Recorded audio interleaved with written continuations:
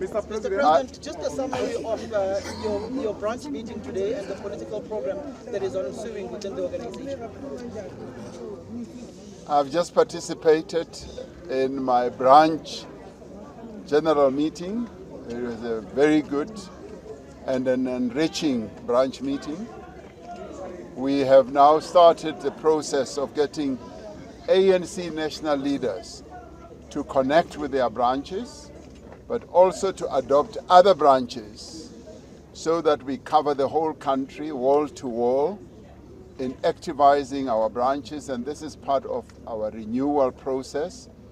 So for me to be in my branch meeting and encouraging the branch to be more active, to be renewed, and to be united and to be more connected with the issues in the community was quite encouraging. I found that the branch is a branch that is alive. They have a program of action that covers a number of issues, and in our discussion we added a few other issues that they should cover. So I will be coming to my branch quite often, as I will be visiting one or two other branches in the country as we roll out our renewal program. And the other important part is the accountability framework that we adopted, where every leader will have to account for what they do in their own branches and branches that they will have adopted. And this is in an effort to reconnect the ANC with our communities and to make sure that we address the challenges and the problems that our communities are having to deal with. And this, in my view, is the best way of making sure that we are getting ready for the 2026 elections. But more than that, it is also about enhancing the ANC's leadership of society as we get time to listen to ordinary people in the community, as we get time to engage with them and also solve their problems. And where, for instance, the problem has to be solved by either the government at local, provincial or national level, where the ANC acts as a catalyst to make sure that those things that need to be addressed by any structure of government are attended to.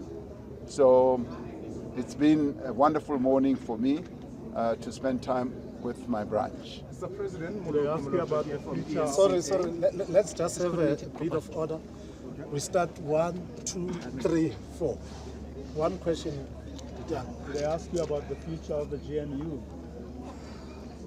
No. It did come up as I was telling them about some of the challenges that we have faced in, say, adopting the budget. And I informed them that the National Executive Committee is the one that is going to discuss precisely what the ANC now needs to do as we deal with these challenges, where a number of parties, particularly also parties that are part of the GNU at national level, have voted against the budget. So that matter, I said to them, will be discussed by the NEC, and they accepted that. So that's precisely the path that we are on. The National Executive Committee will discuss the matter after the NWC will have discussed the matter, and I hope you don't get a leak in between that meeting and the meeting of the NEC. All right, Moloko Moloto here, Mr. President from ANC. As much as you managed to pass the fiscal framework, albeit through a slender majority, other parties that gave you that support, the 1%, such as Action Mashaba's Action SA and I think BOSA, are threatening, if you do not do away with the VAT increase, to withdraw that particular support. Is there a chance that VAT can be reconsidered? Lastly and quickly, there are some congressmen in the United States who are considering to push a law that they want through it to have certain leaders, and I would assume as the leader of the country, you might just be a target that they must be sanctioned. Your response?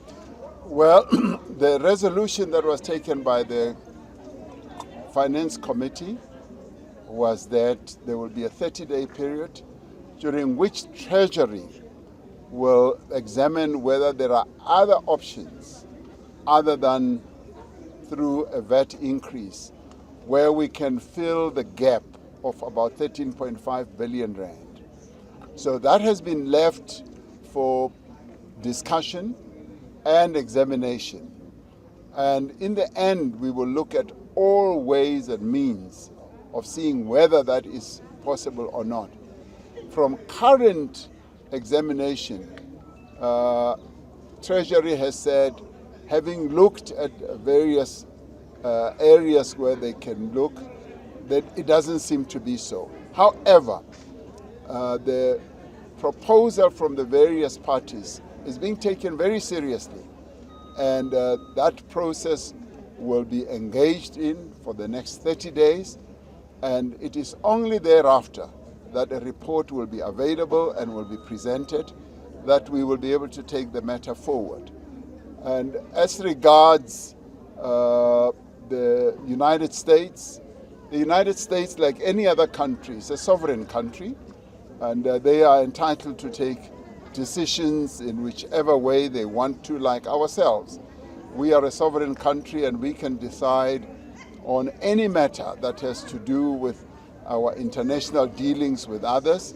And so it is within our right, as it is within their right. They have imposed tariffs, and we are examining the impact of those tariffs on us. And as the Minister of Trade and Industry and Competition said, we will be able to state what our position is. So in the end, these are matters that we are going to continue dealing with in a very responsible and very, very proper manner. And we are not a government that will just act out of spite, and we are not a government that will act out of emotions. Everything that we do, we examine very carefully and look at the implications and the impact. So that is exactly what we are going to do. Mr. President, Chiawelo from the SABC. 3 questions on my part, Mr. President. 2 The minutes. first. Make them short. Very short. The first. Which is this big business that has written to the ANC and to the Democratic Alliance trying to save the GNU and for the DA to remain within the GNU? Is big business trying to dictate the political terms and negotiations of the political trajectory of the country? Then lastly, seemingly very bad things are happening in the United States of America. Just your views on the protests that were there in the United States yesterday against President Donald Trump and billionaire friend Elon Musk. How does that look to fare, particularly in the relations of South Africa and the people of the United States of America, knowing the posture that President Donald Trump has taken? Thank you. Well, a number of business people have written a letter to both myself and John Steenhuisen, the leader of the Democratic Alliance.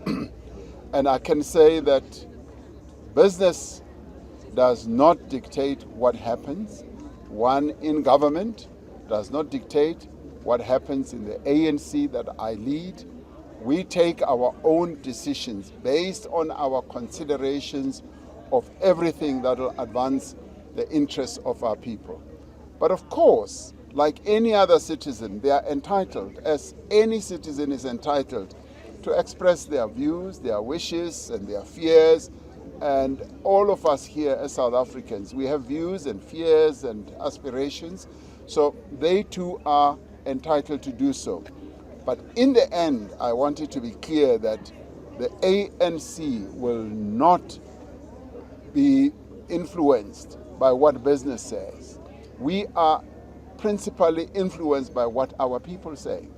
And so we are not under pressure from business or whoever. If we are under any pressure, it is pressure that comes from our people, and our people as a whole, not only ANC members. And the pressure that comes from our people is about poverty, it's about inequality and unemployment. And those are the issues that influence our decisions. And so therefore we have to heed what our people are saying. As regards what is happening in the United States, we have noted and we have seen some of those demonstrations. And these are matters that are happening in the United States. And we will therefore not be opining on what happens in other countries, as we don't believe that it's correct for anybody to be opining on what happens in our own country, because we don't want to interfere in what is happening in other countries. They are a sovereign country, and they must deal with their own challenges as we deal with our own challenges. And that is as far as we can go about what we are observing. The last one? Oh, there's the last one. Hello, Mr. President. My name is Chiawelo, as I stated. You did say that you're not influenced by big business in terms of what goes on in the political space.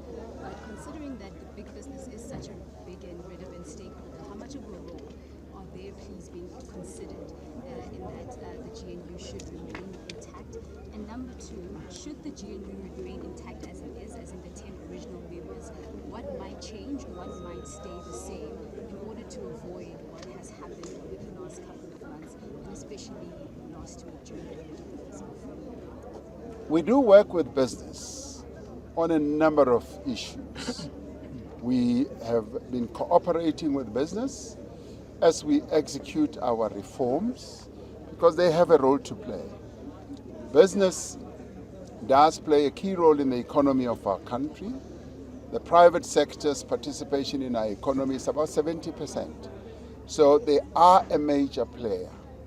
And as a major player, we work with them on a cooperative basis, where we work together and we listen to each other's views, and we take decisions to move the country forward.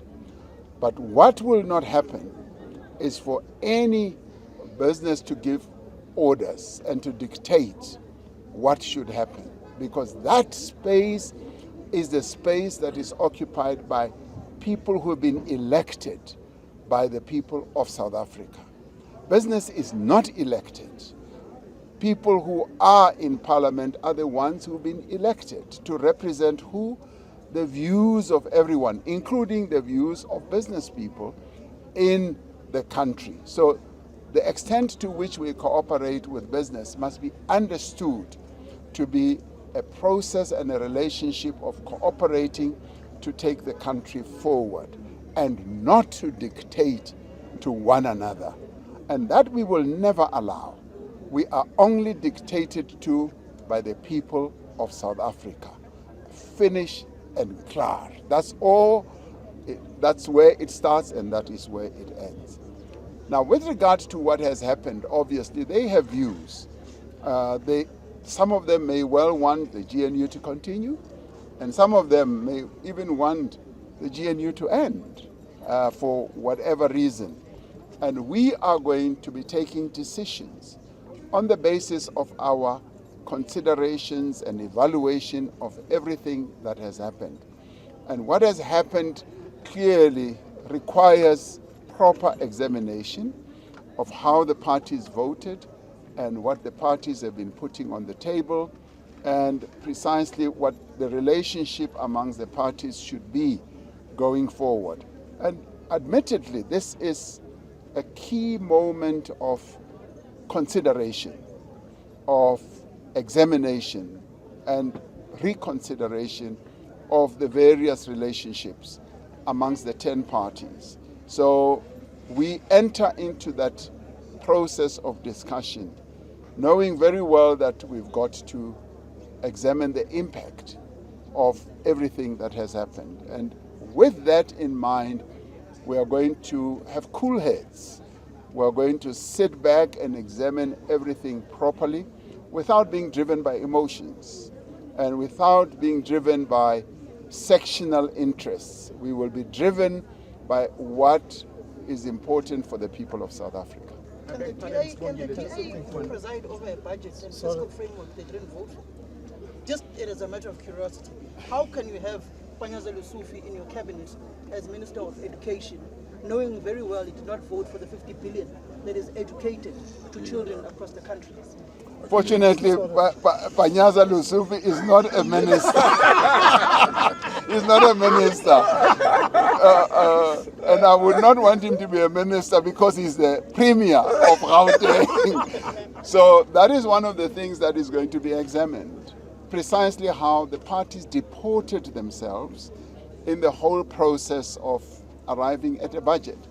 So I'd like to say to South Africans, this is a moment of great consideration for the developments that have happened, and it's important that those who are going to be discussing this matter should be given space and time to be able to examine everything, because taking decisions based on emotions can actually be detrimental to the interests of the country.